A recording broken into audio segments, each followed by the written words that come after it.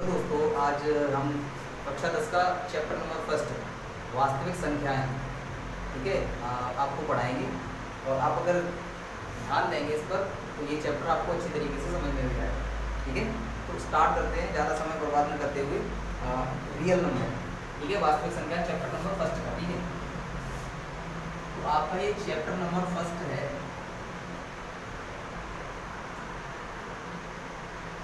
Math का, class 10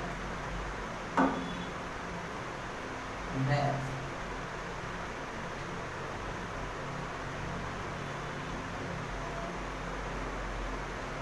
कक्षा 10 की मैथ का पहला चैप्टर है ये।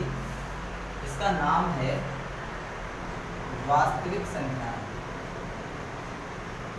वास्तविक संख्याएं, that means real number. Real number, तो ये वास्तविक संख्याएं पहले चैप्टर का नाम है।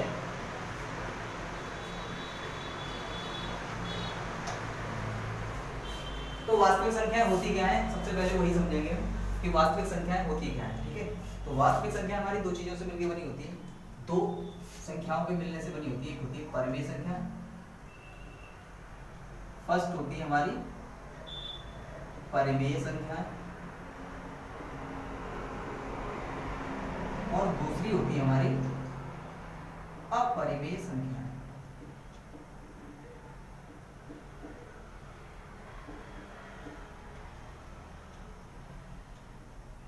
परिमेय संख्याओं को हम इंग्लिश में रेशनल नंबर कहते हैं। Rational numbers. और अपरिमेय संख्याओं को हम इरेशनल नंबर्स।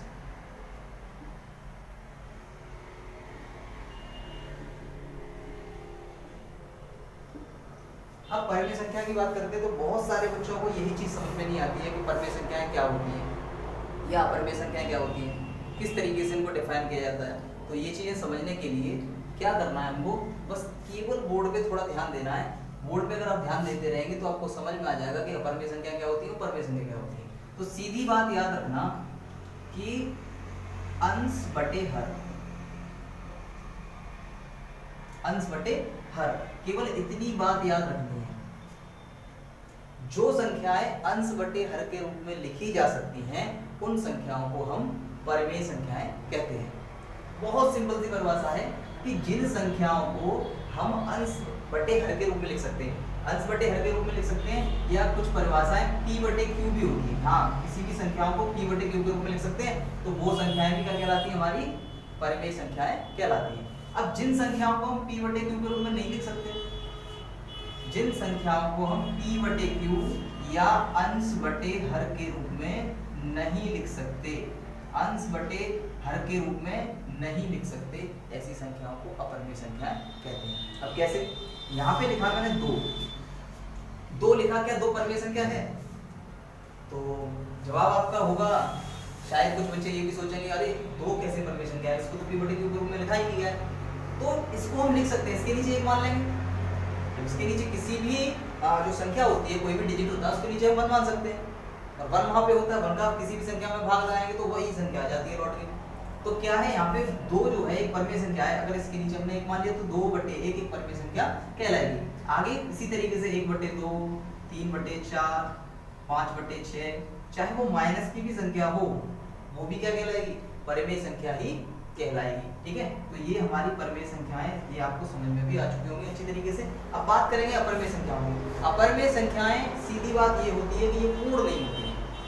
कैसी नहीं होती है, पूर्ण नहीं होती है। जैसे अंडर रूट 2 है, अंडर रूट 2 का मतलब क्या होता है, अंडर रूट 2 का मतलब होता है 2 के ऊपर 1 बटे 2 की घात। तो ये संख्या पूर्ण ही नहीं है, तो ये कैसे अपरिमेय होगी, ठीक है। इसी तरीके से अंडर रूट 3 है, इसका मतलब भी क्या होता है 3 के ऊपर 1 बटे 2 की घात। इसी तरीके से अंडर रूट 5 होता है, 5 के ऊपर 1 बटे 2 की घात। अंडर रूट 7 होता है, 7 के ऊपर 1 बटे 2 की घात। तो ये संख्याएं सभी, ये सभी संख्याएं क्या होती है, हमारी अपरिमेय संख्याएं होती हैं।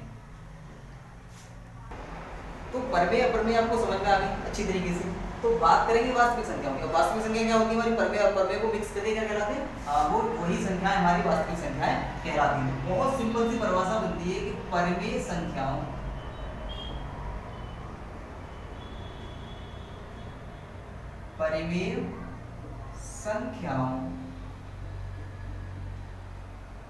और अपरिमेय संख्याओं, परिमेय संख्याओं और अपरिमेय संख्याओं के समूह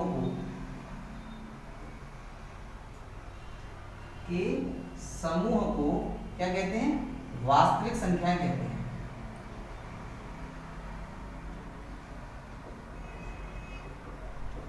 वास्तविक संख्याएं कहते हैं। ये बात आपको क्लियरली समझ में आ गई होगी कि परमेय संख्या भी आपको बताई हमने, अपरिमेय संख्या भी आपको बताई क्या होती है। तो परमेय संख्याओं और अपरिमेय संख्याओं के समूह को ही हम क्या कहते हैं, वास्तविक संख्याएं कहते हैं। तो होती क्या क्या है, जैसे एग्जांपल में ले लेते हैं यहाँ पे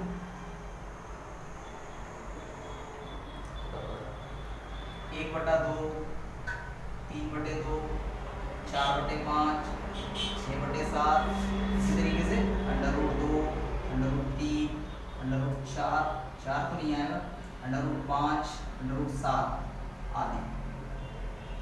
ये सभी संख्याएं आपकी क्या होती हैं, ये सभी संख्याएं आपकी वास्तविक संख्या होती है, रियल नंबर कहलाती है। ठीक है, रियल नंबर कहलाता है। ठीक है, वास्तविक संख्याओं के बाद वास्तविक संख्याएं होती है, इनको हम रियल नंबर कहते हैं। इनके बाद आती है हमारी प्राकृतिक संख्याएं। अब प्राकृतिक संख्याएं क्या होती है, नेचुरल नंबर इनको हम इंग्लिश में कहते हैं, नेचुरल नंबर। अब ये क्या होते हैं, तो इनको समझना बहुत ही सरल है। बच्चे को ये चीज पता होनी चाहिए कि हमारी प्राकृतिक संख्या होती क्या है। तो जिन संख्याओं का प्रयोग हम साधारण गणनाएं करने में, साधारण गिनती करने में करते हैं, वे संख्या क्या कहलाती है, हमारी प्राकृतिक संख्या कहलाती है, नेचुरल नंबर कहलाती है। ठीक है, तो लिख सकते हैं यहाँ पे जिन संख्याओं का प्रयोग, जिन संख्याओं का प्रयोग हम साधारणतः गिनती करने में करते हैं, या वस्तुओं को गिनने, साधारणतः वस्तुओं को गिनने में करते हैं।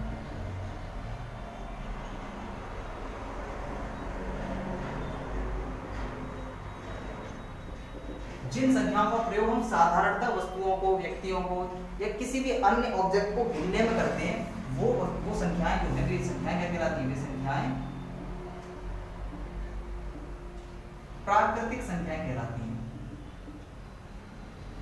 वे संख्याएं प्राकृतिक संख्याएं कहलाती हैं। बहुत सिंपल सी परिभाषा है कि जिन संख्याओं का प्रयोग हम साधारणतः वस्तुओं, व्यक्तियों या किसी भी चीज को गिनने में करते हैं, वे प्राकृतिक संख्याएं कहलाती हैं। जैसे इनको प्राकृतिक संख्याओं को n से डिनोट करते हैं। प्राकृतिक संख्याओं को हम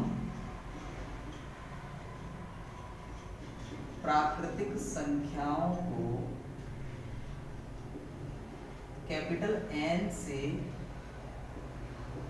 प्रदर्शित करते हैं। तो बात समझ में आ गई होगी अच्छी तरीके से। अब होती कौन सी है, एग्जांपल में लिख ले रहा हूं मैं आपको। प्राकृतिक संख्या हमारी होती है n बराबर 1 2 3 4 5 6 ठीक है, अनंत तक हमारी क्या होती है, प्राकृतिक संख्या होती है। 1 2 3 4 5 ये गिनतियों में, सामान्य गिनतियों में जिनका प्रयोग करते हैं, वो हमारी क्या कहलाती है, प्राकृतिक संख्याएं कहलाती हैं। ठीक है, प्राकृतिक संख्याएं कहलाती हैं। तो आगे ये प्राकृतिक संख्याएं आपको समझ में आ गई अच्छी तरीके से। इसके बाद आती है पूर्ण संख्याएं। पूर्ण संख्याएं पूरी तरीके से आ रहा है। ठीक है, पूर्ण संख्याएं क्या होती है, इनको कहते हैं इंग्लिश में whole number, whole numbers. Whole numbers क्या होते हैं, होती ये भी प्राकृतिक संख्याएं हैं, होती ये भी प्राकृतिक संख्याएं हैं, बस कितना इसमें अंतर हो जाता है कि ये जो प्राकृतिक संख्या है, इनमें हम जीरो को भी मिला दें, प्राकृतिक संख्याओं में शून्य को भी मिला देने पर, प्राकृतिक संख्याओं में शून्य को मिला लेने पर वे संख्या क्या कहलाती है? पूर्ण संख्या कहलाती है। मिलाने पर वे संख्याएं, मिलाने पर ये संख्याएं पूर्ण संख्याएं कहलाती हैं।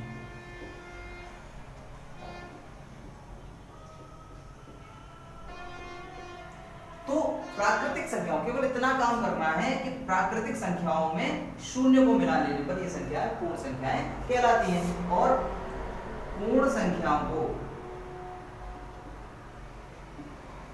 पूर्ण संख्याओं को कैपिटल W से प्रदर्शित किया जाता है,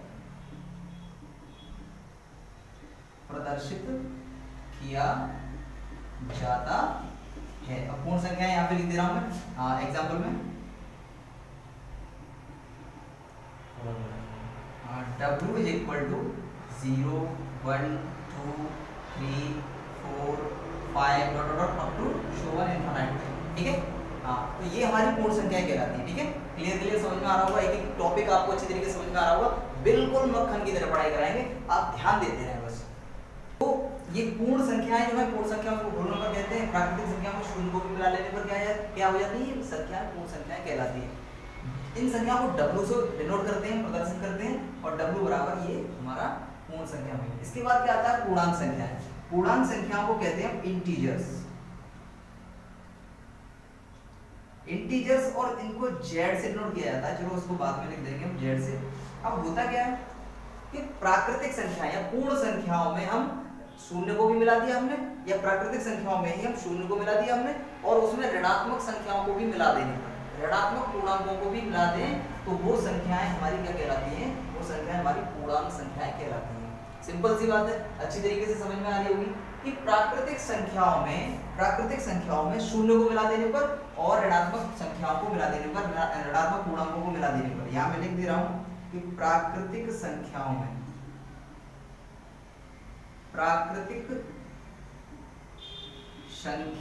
में शून्य व ऋणात्मक संख्याओं या ऋणात्मक पूर्णांकों को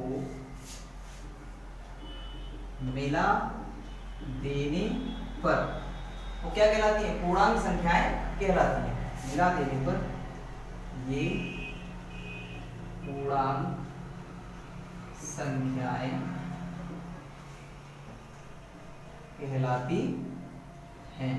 तो इस बात को हमें ध्यान देना है कि प्राकृतिक संख्याओं में शून्य व ऋणात्मक पूर्ण संख्याओं को मिला देने पर, ठीक है, ऋणात्मक पूर्ण संख्याओं को मिला देने पर ये क्या कहलाती है? पूर्णांक संख्याएं कहलाती हैं। जैसे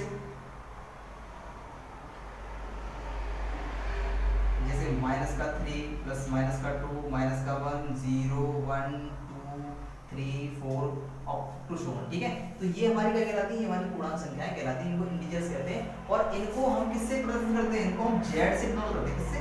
Z से। इसमें माइनस भी आ जाते हैं और प्लस भी आ जाते हैं और शून्य भी आ जाता है। ठीक है, बात समझ में आ रही होगी अच्छी तरीके से।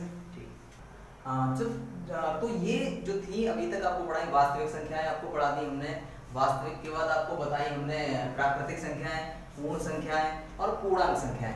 उसके बाद जो आती है वो आती है हमारी परमेय संख्या। परमेय संख्या जबकि हम बता चुके हैं वास्तविक संख्याओं में ही होती है परमेय और अपरमेय, लेकिन फिर भी हम यहाँ पे एक बार आपको डेफिनेशन लिख के इसकी बता दे रहे हैं। इसको कहते हैं रेशनल नंबर, जैसा कि हमने आपको पहले ही बताया, रेशनल नंबर। ठीक है, परिमेय संख्याएं, ठीक है, इनको कहते हैं परिमेय संख्या। तो जिन संख्याओं को लिख दे रहे हैं यहाँ पे, परिभाषा लिख देंगे तो अच्छी बात रहेगी, आगे आपको समझ में भी आ जाएगा, आप नोट्स भी बना सकते हैं। ठीक है ना, तो जिन संख्याओं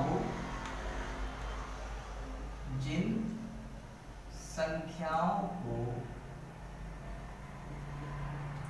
अंश बटे हर या P/Q के रूप में लिखा जा सकता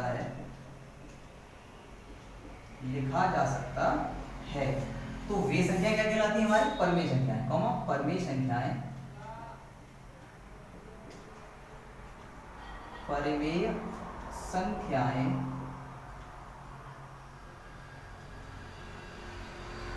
कहलाती हैं। तो बहुत अच्छी तरीके से समझ में आ गया होगा परमेय संख्या क्या होती है कि जिन संख्याओं को हम अंश बटे हर के रूप में, अंश बटे हर या पी बटे क्यू के रूप में लिख सकते हैं, परमेय संख्या कहलाती है। जैसे एग्जांपल लिख देते हैं दो चार, माइनस का 7/3, 4/5, माइनस वाली भी परमेय होती है और बिना माइनस वाली भी प्लस वाली भी परमेय होती है, ठीक है। इसी तरीके से 1/3, 2/3, 4/5 ये सब हमारी क्या होंगी, ये परमेय संख्याएं होंगी और इनको ठीक है। तो ये आपको समझ में आ गया होगा और इनको हम क्यू से डिनोट करते हैं, ठीक है। यहाँ पे मैं लिख दे रहा हूँ जैसे, और इनको हम क्यू से प्रदर्शित करते हैं, किससे प्रदर्शित करते हैं, क्यू से, कैपिटल क्यू से। तो क्यू बराबर ये कुछ संख्याएं लिख दी हमने और ये आपको उदाहरण भी होगा, ठीक है। इसके बाद बात करेंगे अपरिमेय संख्याओं की, ठीक है। इसको अपरिमेय संख्या, ठीक है। हाँ, तो अपरिमेय संख्या क्या होती है थोड़ी देर पहले आपको बता चुके हैं, फिर भी दोबारा से अपरिमेय संख्या देख लेते हैं। अपरिमेय संख्या, ठीक है। अपरिमेय संख्या जिन्हें इरेशनल नंबर कहते हैं, इरेशनल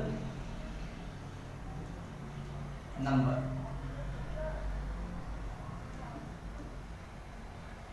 तो सिंपल सी बात है, जब p बटे q के रूप में हम व्यक्त कर रहे थे उन संख्याओं को, तो वो क्या कहला रही थी वहां पे, वो वहां पे परमेय संख्या कहला रही थी। लेकिन अब क्या होगा कि वे संख्याएं हैं जिन संख्याओं को p बटे q या अंश बटे हर के रूप में नहीं लिखा जा सकता, क्या कहलाती हैं, अपरिमेय संख्याएं कहलाती हैं। अपरिमेय संख्याएं कहलाती हैं। ये दिमाग में अच्छी तरीके से बैठ गया होगा कि जिन संख्याओं को हम p बटे q के रूप में या अंश बटे हर के रूप में नहीं लिख सकते, वे संख्याएं हमारी क्या कहलाती हैं, अपरिमेय संख्या कहलाती है। जैसे आपको पता है यहाँ पे थोड़ी अपरिमेय संख्या, ठीक है। इसको ठीक है, इसको क्या करते हैं हम, जैसे यहाँ पे √2, √3, √5, √7 ये एक्सेट्रा इसी तरीके से क्या है, इत्यादि, यही जो संख्याएं हमारी अपरिमेय संख्याएं कहलाती हैं। तो यहाँ तक आपको सब कुछ अच्छी तरीके से समझ में आया होगा। वास्तविक संख्या यानी पहला चैप्टर जो है हमारा, इस एक्सरसाइज का नाम 1.1 के नाम से है। ये 1.1 जो है, अगर उसको समझना है अच्छी तरीके से, उसको डीपली अच्छी तरीके से बेसिक तरीके से तैयारी करनी है, तो हमको ये चीजें आनी चाहिए। ये चीजें जिसको नहीं आएंगी वो नहीं कर पाएगा इस एक्सरसाइज को, ठीक है। तो देखेंगे आप हमारे साथ साथ चलेंगे, ये डेली की डेली आपको एक वीडियो प्राप्त होगी। तो वीडियो प्राप्त होगी तो आप उस वीडियो को भी आगे भी बढ़ाना है आपको। आप हमें बताएं कमेंट करके कि हाँ हमें वीडियो और भी आगे बनानी चाहिए कि नहीं बनानी चाहिए, ठीक है। इस तरीके से आपकी सुविधा को देखते हुए हम आगे बहुत सारी चीजें आपको सामने रखने चाहते हैं, ठीक है। तो अपरिमेय संख्याएं जो है, अपरिमेय संख्याओं के बाद आती है हमारी सम संख्याएं। और सम संख्याएं शायद ही कोई बच्चा ऐसा होगा जिसको नहीं पता होगा सम संख्याएं कौन सी होती है, ठीक है। तो फिर भी हम करा रहे हैं, लेकिन समझ में आ जाना चाहिए फिर भी। इनको बोलते हैं इवन नंबर। सम संख्याओं को क्या बोलते हैं, इवन नंबर। तो सम संख्याएं सभी जानते हैं कि जो संख्याएं 2 से विभाजित हो जाती हैं, यानी वे संख्याएं जो 2 से पूर्णतः विभाजित हो जाती हैं, वे संख्याएं जो 2 से पूर्णतः विभाजित हो जाती हैं, अर्थात जिनमें 2 का पूरी तरीके से भाग चला जाता है, तो क्या कहलाती है, हमारी सम संख्याएं कहलाती हैं। यानी 2 से पूरी तरीके से विभाजित होने वाली संख्या क्या कहलाती है, सम संख्याएं कहलाती हैं। सम संख्याएं कहलाती हैं। ठीक है, तो जैसे एग्जाम्पल में लिख ही दे रहे हैं, जैसे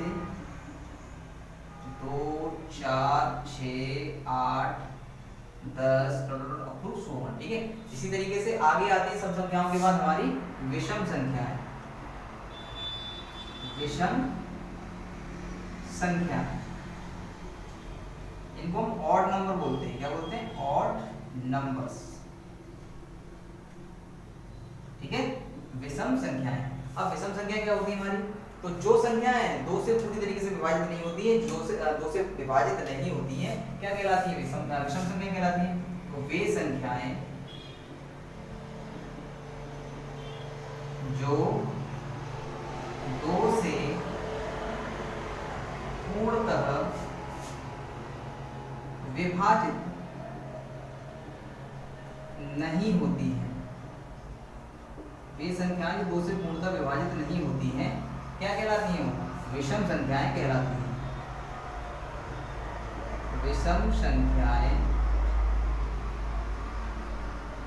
कहलाती हैं। ठीक है, जैसे 1 3 5 7 9 11 अप्रूव 100। ठीक है, तो ये हमारी विषम संख्या कहलाती है। सम विषम संख्या आपको समझ में आ गई होगी। इसके बाद जो है वो अगली जो है अगली संख्याएं जो है वो अभी अभाज्य संख्याएं। सम और विषम संख्याओं के बाद जो है वो अभाज्य संख्या आती है, जिसको हम इंग्लिश में कहते हैं प्राइम नंबर। Prime number.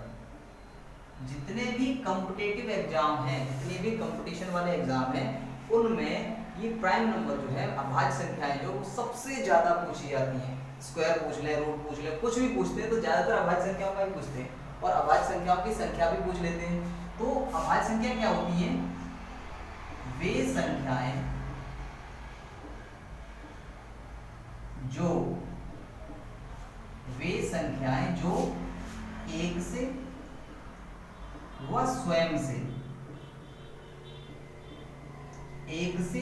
से विभाजित हो जाती है। वे संख्याएं जो केवल 1 से, वे संख्याएं जो केवल 1 से व स्वयं से विभाजित होती